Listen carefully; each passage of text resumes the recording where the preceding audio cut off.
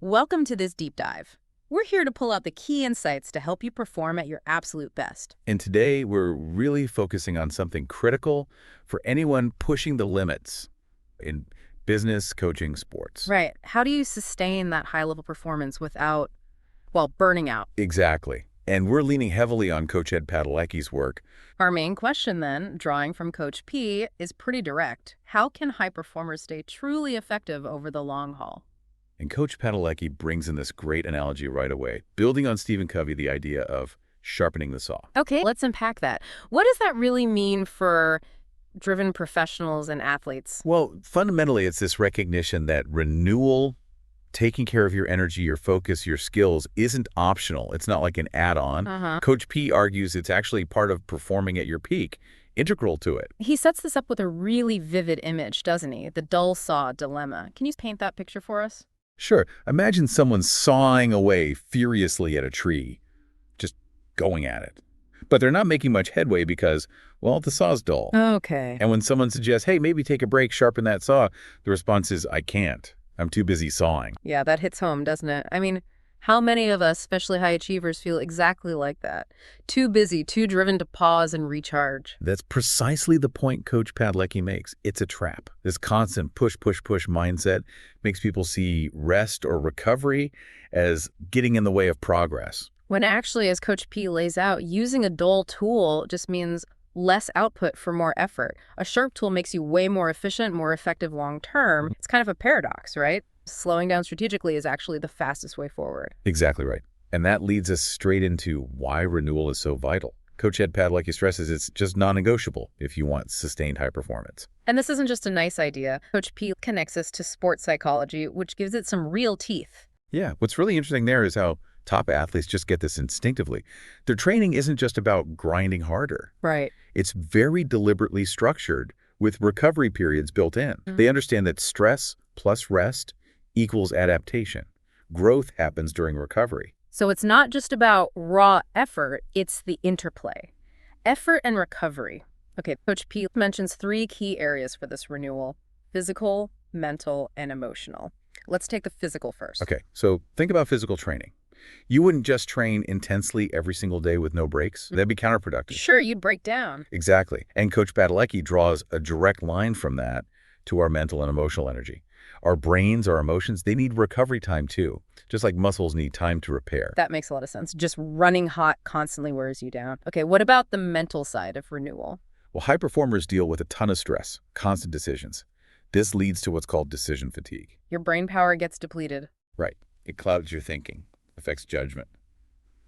So Coach Padalecki points to specific mental recovery tactics. Like what kind of practices? Things like mindfulness or meditation, which we know can actually change brain activity related to focus and calm. Also setting aside real time for deep work, no distractions. Okay.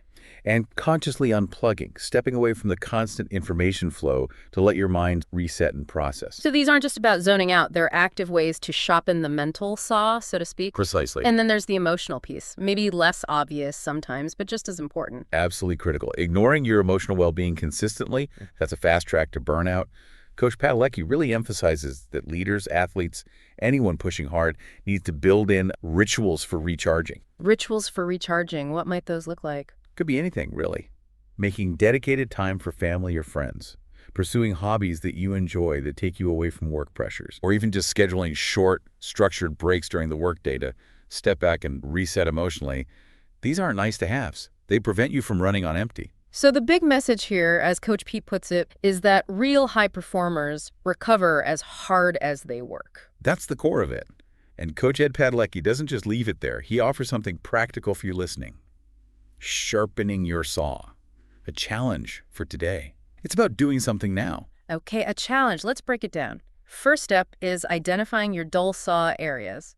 How does he suggest you figure that out? It takes some honest reflection, really. You need to ask yourself, where do I feel like I'm spinning my wheels, putting in a lot of effort but not getting the result? Where's my energy consistently low? Where am I noticing my focus slipping, or I'm just not as effective? Those are the signs your saw needs attention. So really tuning into those friction points. Got it. What's step 2? Once you've pinpointed an area, Coach Padalecki says, pick one renewal strategy. Just one. Something small, something manageable you can actually do today. Okay, one thing. Does he give examples? Yeah, he does. Like, commit to just a 10-minute mental reset sometime today. Or block out an hour for truly focused, deep work, phone off, notifications off. Or maybe it's deciding on a hard stop time for work tonight and actually sticking to it, properly unplugging. The key is small and actionable now. That definitely makes it feel more doable. It's not this massive life overhaul. Okay, and the third step. Step 3 is commit to small, consistent gains.